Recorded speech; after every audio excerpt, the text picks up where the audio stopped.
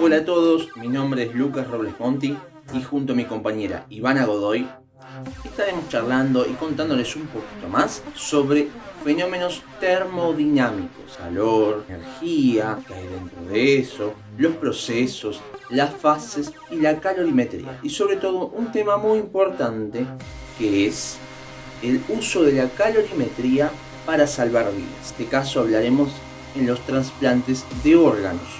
Así que bueno, a continuación los dejo con Ivana. Calor.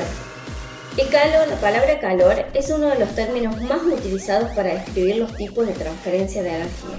Cuando hablamos de calor o energía calorífica, hacemos referencia a la cantidad de energía que se puede o agregar o quitar a un cuerpo de la energía total de un objeto por encontrarse a diferente temperatura.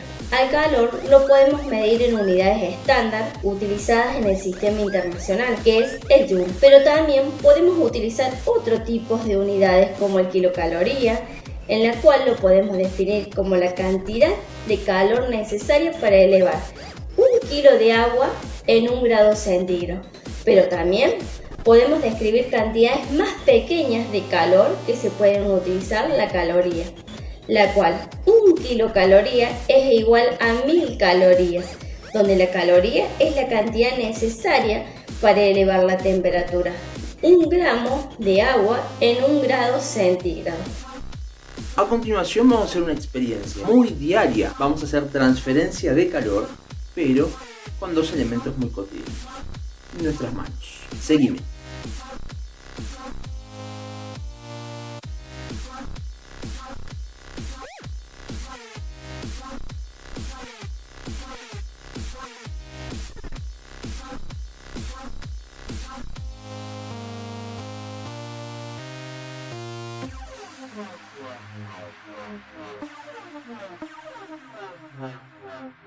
Bueno, ¿qué es lo que ocurrió aquí? Tuvimos una experiencia de transferencia de calor. ¿A través de qué? A través de nuestras manos. La mano de mayor temperatura hacia la mano de menor temperatura. Tenemos la mano caliente que se estrecha con la mano fría y esta misma le transfiere energía en forma de calor. Si bien la de más calor le transfiere a la de menos calor, esta de más calor va perdiendo energía. En esa pérdida de energía, ¿qué pasa? Pierde temperatura y se va a equiparar junto con la otra mano, está fría, y se va a ir calentando. Entonces ambas manos van a llegar a lo que llamamos equilibrio térmico. La calorimetría es la técnica de medición cuantitativa de intercambio de calor. Tales mediciones se efectúan con un instrumento llamado calorímetro, que por lo general es un recipiente aislado que permite una pérdida de calor mínima al entorno. Nuestro trabajo principalmente se basa en el uso de la calorimetría en el trasplante de órganos. Podemos decir que cuando una persona fallece se le activa el órgano donante. En este caso suponemos que es, por ejemplo, un hígado. Se debe mantener en ciertas condiciones hasta llegar a la persona receptora. ¿Qué se debe hacer? Se lo debe colocar en un recipiente aislado, en las cuales se deben tener en cuenta algunas consideraciones como la masa, la temperatura y el calor específico de para saber la cantidad de hielo que se le debe colocar al mismo para recubrirlo y evitar así el deterioro. Teniendo en cuenta esto, podemos decir y llegar a la conclusión que al cubrir el hígado con el hígado se enfría y el hielo se calentará, es decir, que hay una transferencia de calor entre los cuerpos. Podemos decir que comenzará a derretirse y entonces estaremos presentes en un cambio de fase. Sin embargo, en esa transferencia no podemos determinar la temperatura en la que se encuentra el agua del hielo. Bueno, pero aún nos queda un concepto ahí dando vueltas que acabamos de escuchar. ¿Cuál es el calor específico? Ahora Ivana nos lo explica. Calor específico. La cantidad de calor necesario para cambiar la temperatura de una sustancia es proporcional a la masa de la sustancia y el cambio de su temperatura. Es decir, que podemos definir que el calor es igual al calor específico por la masa por la variación de la temperatura. La variación de la temperatura vamos a decir que es la temperatura final menos la temperatura inicial. O bien podemos definir al calor específico es igual al calor sobre la masa por la variación de la temperatura. Las unidades decimelas de calor específico son el joule sobre el kilogramo por Kelvin, o bien podemos utilizar joule sobre kilogramo por grado centígrado. El calor específico nos da una indicación de la configuración molecular interna y de los enlaces de los materiales. Bueno, y a continuación les mostraremos una experiencia sobre calorimetría, en la cual veremos un proceso de equilibrio térmico. Les vamos a ir contando a medida que transcurra esta misma. Bueno, acompáñennos. En esta oportunidad, para el experimento de calorimetría, utilizamos un calorímetro, en el cual se introdujo un vaso de precipitado con agua caliente a 92 grados Celsius. Luego, tomamos la pieza de metal que previamente habíamos medido en un vaso con agua a 20 grados y la introdujimos dentro del calorímetro.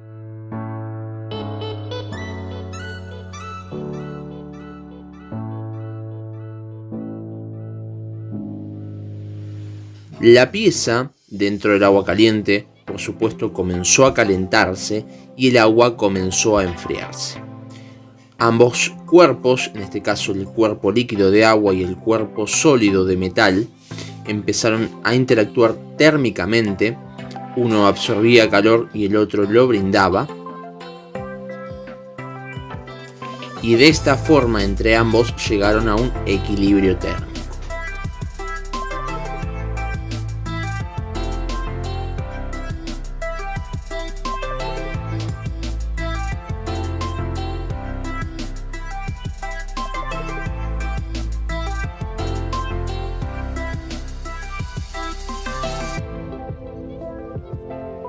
El equilibrio térmico se dio a los 69 grados. Este equilibrio se dio luego de 25 minutos de la primera observación.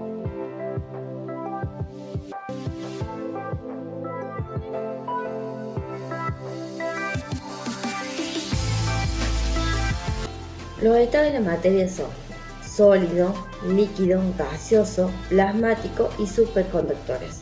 La fase de esta sustancia depende de la energía cinética que se manifiesta en su temperatura y de la presión a la que es sometida. Para cambiar de fase o de estado de la materia tenemos que o agregarle o quitarle calor. Por ejemplo, si tenemos en cuenta los tres estados principales que siempre hemos estudiado, el estado sólido, el estado líquido y el estado gaseoso. Si tenemos en cuenta un cubo de hielo, ¿sí?, tiene forma y volumen propio. Si tomamos en cuenta un vaso con agua, este se adapta a la forma del recipiente que lo contiene.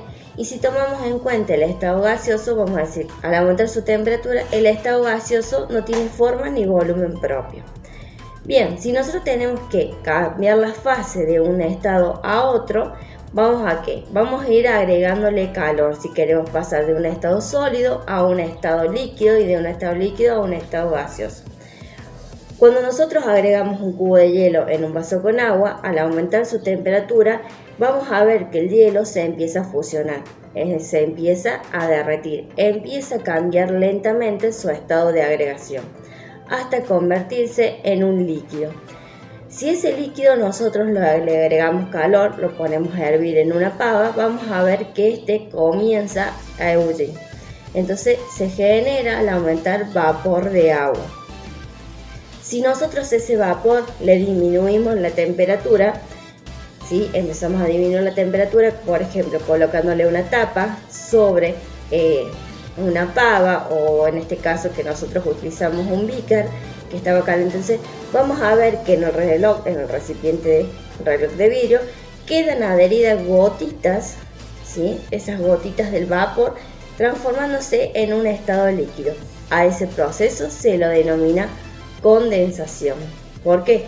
Porque disminuye esas partículas de gas, chocan con la superficie fría formándose un líquido nuevamente. ¿Sí?